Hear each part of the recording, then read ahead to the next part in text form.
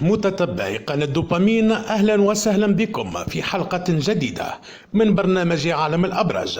انتقلنا إلى سلسلة التوافق بين الأبراج، وشرعنا منذ الحلقة الأولى في تحليل توافق برج الحمل مع باقي الأبراج. ذكرنا في الجزء الأول توافق برج الحمل مع الحمل ذاته، وتوافقه مع برج الثور والجوزاء، السرطان والأسد والعذراء. وسنواصل في هذا الجزء الثاني من توافق برج الحمل توافقه مع باقي الأبراج. نستضيف كالعادة الدكتور والأخصائي في علم الأبراج خبيرنا سليمان السامرائي. أهلا وسهلا بك دكتور. أهلا وسهلا بك وبجميع المشاهدين، وخاصة مواليد برج الحمل وكل من يهتم بالتوافق مع هذا البرج الناري. توقفنا في الحلقة السابقة مع برج العذراء، لذلك نواصل اليوم مع برج الميزان. تفضل دكتور. كما عرفنا في الحلقة السابقة، برج الحمل شغوف ومغامر ويعشق تجربة الأشياء الجديدة والابتعاد عن الملل والروتين، لكنه في بعض الأحيان يميل إلى الدكتاتورية أو التسلط، لذا يجب عند التحدث إليه مراعاة انتقاء الكلمات الإيجابية التي تحث على الاستماع بدلا من النقد. أما برج الميزان فهو من أكثر الشخصيات المحبوبة بين الأبراج، حيث أنه الأكثر صدقا في مشاعره ويسهل وقوعه في الحب.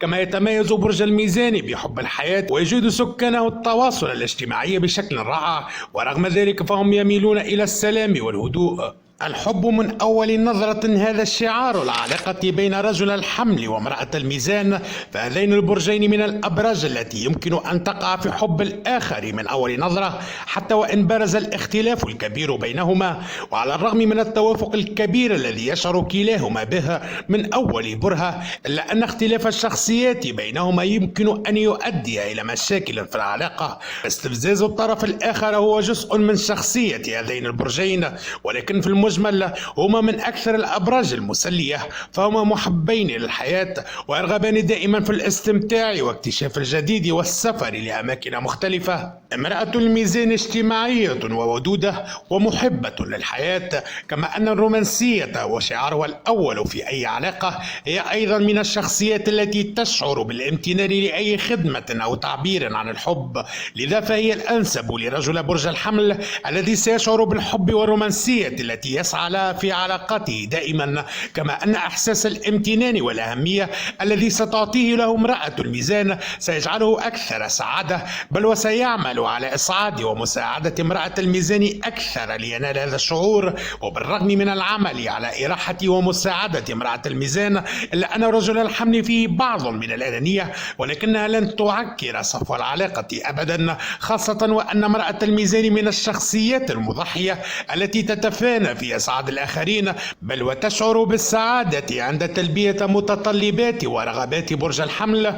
والتوافق التام في شخصية رجل الحمل مع امرأة الميزان يشوبه مشكلة واحدة، ألا وهي الخوف من الاستقرار، وهو الهاجس الدائم لرجل الحمل الذي يقلق ويربك امرأة الميزان ويجعلها تتنازل أكثر وتحاول إسعاد رجل الحمل بأي طريقة، أملا في التغيير ونيل الاستقرار والسلام. أما التوافق بين امرأة الحمل ورجل الميزان مختلفة قليلا، فعلى الرغم من أن العلاقة بينهما قد تبدو مقلقة، إلا أنها من العلاقات الناجحة. فامرأة الحمل من الشخصيات الجامحة والمنطلقة والقوية والتي لا تخشى أن تعبر عن أفكارها، في حين أن رجل الميزان من الشخصيات الكلاسيكية التي تميل إلى الهدوء والخجل والتواضع. وهذا الاختلاف يؤدي إلى نجاح كبير في العلاقة بينهما، فرجل الميزان عادة ما يجذب إلى الشخصية المضادة لها، وامرأة الحمل تحمل كل معاني الانطلاق والمغامرة وحب الحياة بالنسبة لها،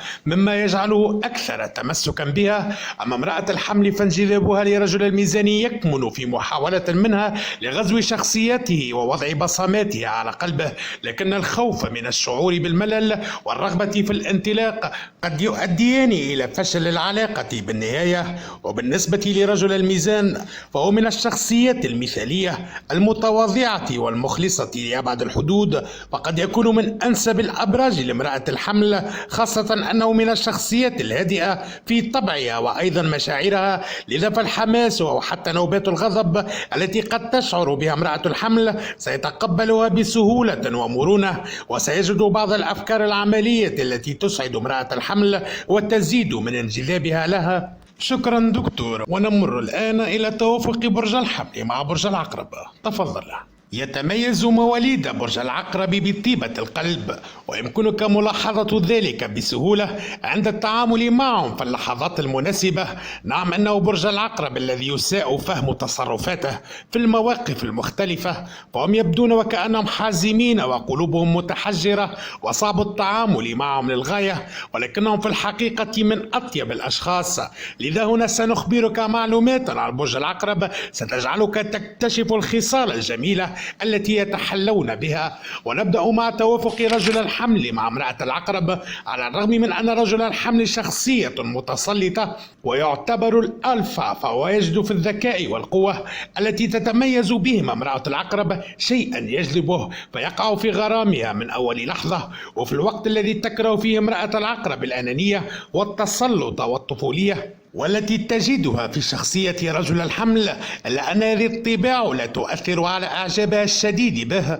وتكمن المشكلة الوحيدة بين هذين البرجين أن الجانب العاطفي لكليهما قوي جدا، فإما أن يعشق بعض أو يصل الأمر إلى حد الكراهية المتناهية وينقلب إلى ساحة قتال.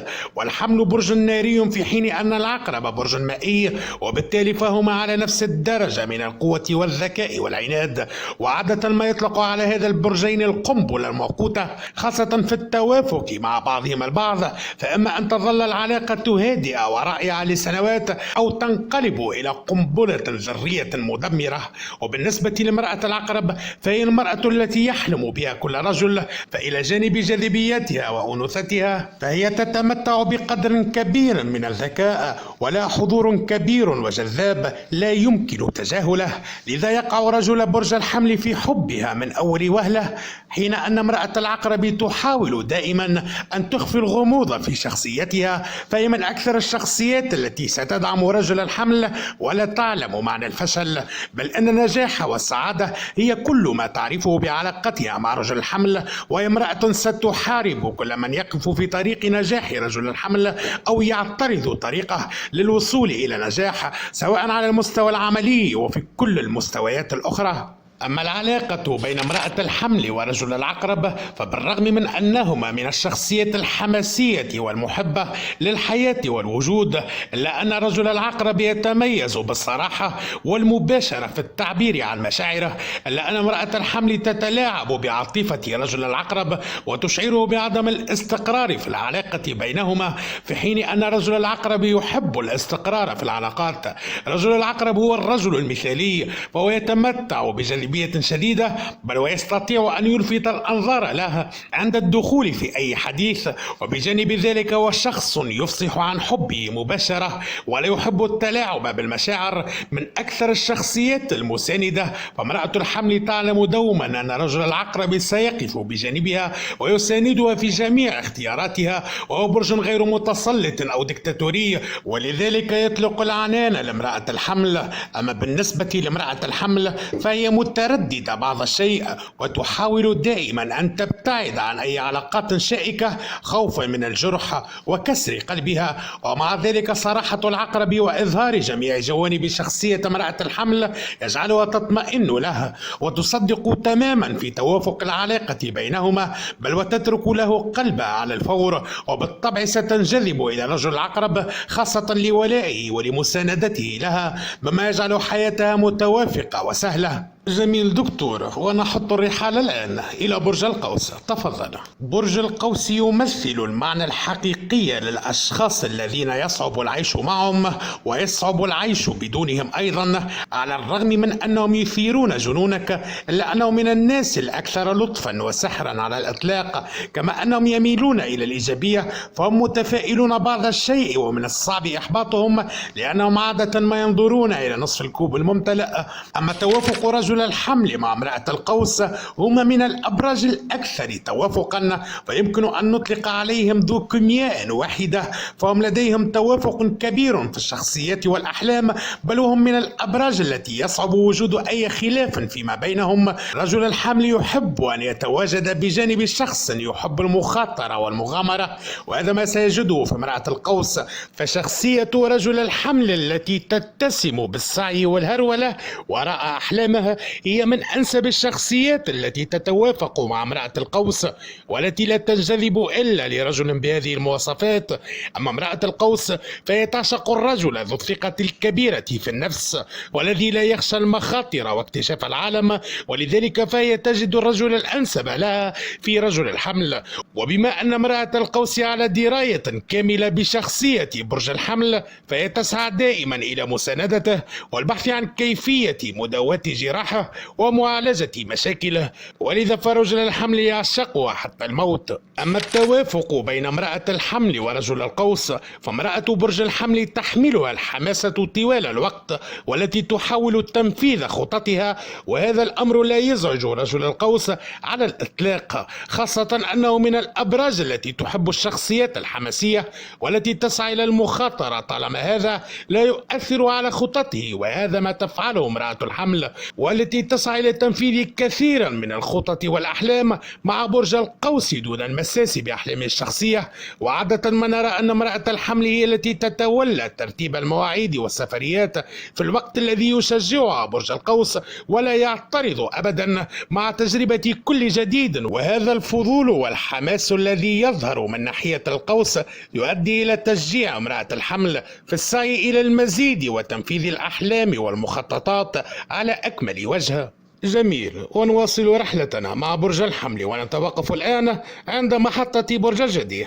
تفضل دكتور. يعد برج الجدي من أكثر الأبراج المثابرة والطموحة بين جميع الأبراج، ومن أكثر الأبراج التي تعمل على تحقيق أحلامها وفقا لخطة، ولكنه من أكثر الشخصيات التي لا تعبر عن مشاعرها بسهولة. ونبدأ مع توافق رجل الحمل مع امرأة الجدي. برج الحمل وبرج الجدي من الأبراج التي من الصعب أن يتوافقا، حيث وصف البعض هذا التوافق بشبه المستحيل، فهي من أصعب العلاقات التي يمكن أن تندمج سويا، ومن أجل حصول ذلك يجب بذل مجهود كبير لإنجاح تلك العلاقة. فبرج الحمل يسير وراء أحلامه دون قلق، ولا تفاجئه النتائج، وهي من الشخصيات التي تعمل وفقا لما يستهويها، في حين أن برج الجدي يعمل وفقا لخطة محددة، ولا يتخذ قرارا دون التفكير وحساب الفوائد التي ستعود عليه من هذا القرار.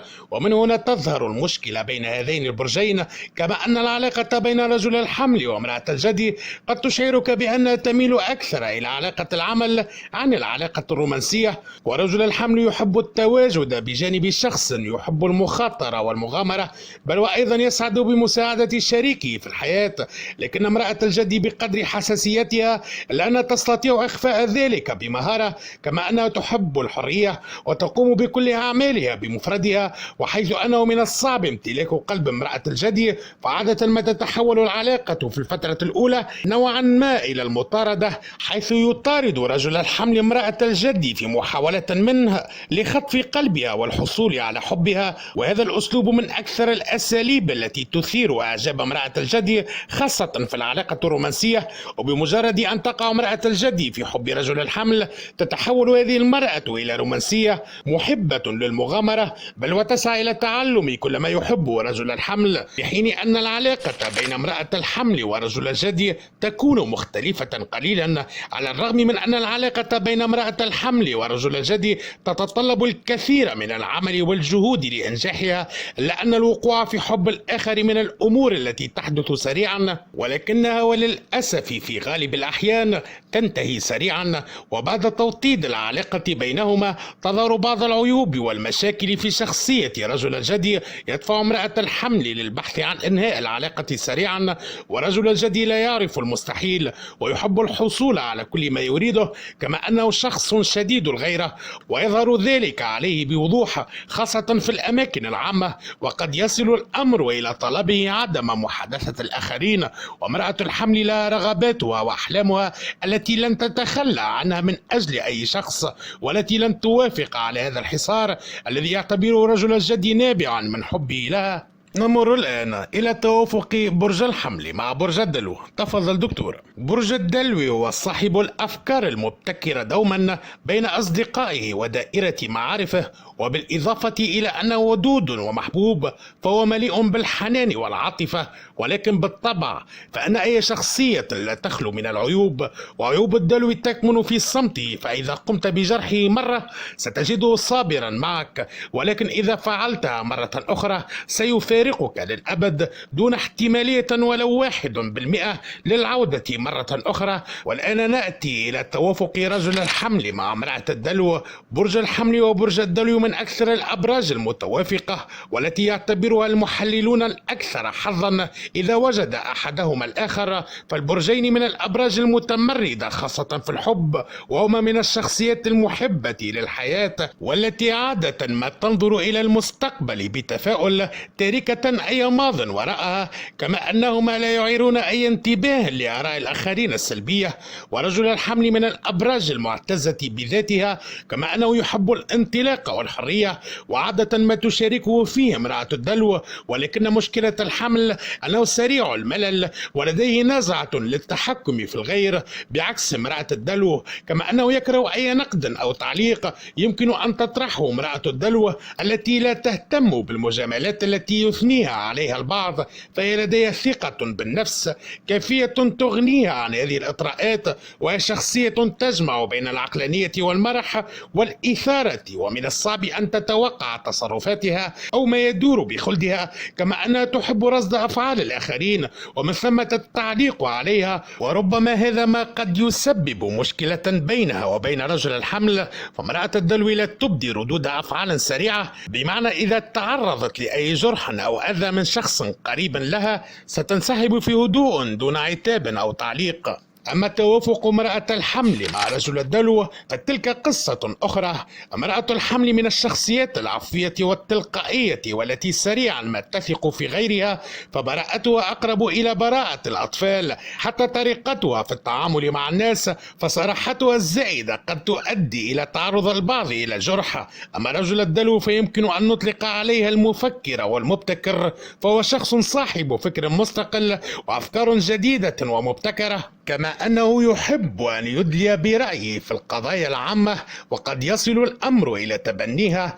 أما المشكلة التي يمكن أن تواجهها امرأة الحمل في علاقتها مع رجل الدلو هي التناقض والعناد اللذين يمكن أن يؤديا إلى تفاقم المشاكل وفساد العلاقة بأكملها. نسبة التوافق بين امرأة الحمل ورجل الدلو كبيرة، خاصة أنهما يتمتعان بصفات شخصية مشتركة مثل التأقلم وحب الحياة، وخاصة أن رجل الدلو يحب براءة امرأة الحمل، كما أنها تحب شخصية برج الدلو وأيضا هدوءه وشخصيته الرزينة التي ينقصها، والتي تساعد في تقوية العلاقة نوعا ما بينهما. ونختم دكتور الجزء الثاني من توافق برج الحمل مع باقي الأبراج مع البرج المائي الحوت. تفضل دكتور. برج الحوت هو من الشخصيات المحبة للغير، والتي على استعداد لمساعدة الآخرين دون مقابل، وينتمي إلى الأبراج التي تفضل مراقبة شخصيات الآخرين في صمت. وهذا لا يعني أنها تتعامل مع الأشخاص بناء على تحليلها،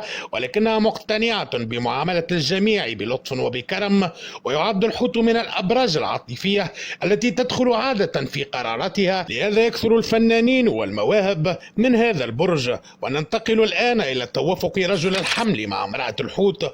برج الحمل وبرج الحوت من الأبراج التي يمكن أن تجد صعوبة في التوافق بينهما، فعادة يحكم على العلاقة بينهما بالفشل البطيء، وربما هذا ليس بالمفاجأة، خاصة وأن التناقض بين الشخصيتين واضح وصريح بالرغم من الانجذاب بين البرجين، والذي يحدث سريعا ويكون السبب فيه برج الحمل، خاصة أنه لا يتوقف عن مطاردة برج الحوت حتى يكسبه، ولكن بمجرد أن تنتهي حمى البدايات تبدأ المشكلة، خاصة أن التفاهم واستيعاب كل منهما لشخصية الآخر تعتبر من أكثر الأمور المطلوبة لإنجاح هذه العلاقة.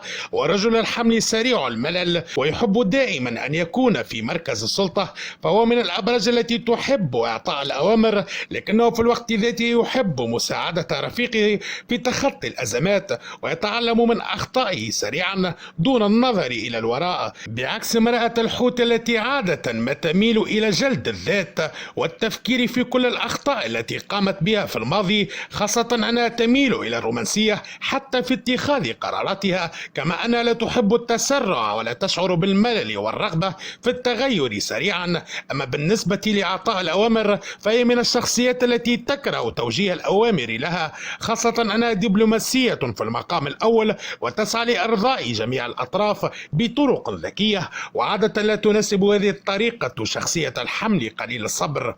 أما توافق امرأة الحمل ورجل برج الحوت فهو مختلف أيضا، لأن امرأة الحمل من الشخصيات العفوية والتلقائية والتي سريعا ما تثق في غيرها، ولكن تكمن المشكلة في صراحتها الزائدة التي قد تؤدي لجرح البعض وسرعة الانفعال والغضب، وهذا ما يؤدي إلى المشاكل في علاقاتها، في حين أن رجل الحوت من الشخصيات المعطاءة والكريمة التي لديها حدث عال ويمكنه بسهولة الشعور بما يفكر فيه الآخرين، عاطفي وحساس جدا، ولكنه يحاول طيلة الوقت إخفاء هذا الجانب منه. وفي الوقت الذي يعتبر هذين البرجين مختلفين تماما ولكن من الممكن أن يكمل بعضهما البعض، فامرأة الحمل من الشخصيات النشيطة لديها طموح كبير وناجحة في وضع الخطط المستقبلية، بعكس رجل الحوت الذي يتمتع بالرومانسية ورغبته في مساعدة شريك حياته ولا يمتلك الطموح الكافي. وهذا الاختلاف قد يؤدي إلى سيطرة امرأة الحمل على رجل الحوت، ومع ذلك فإنه يحب هذه العلاقة،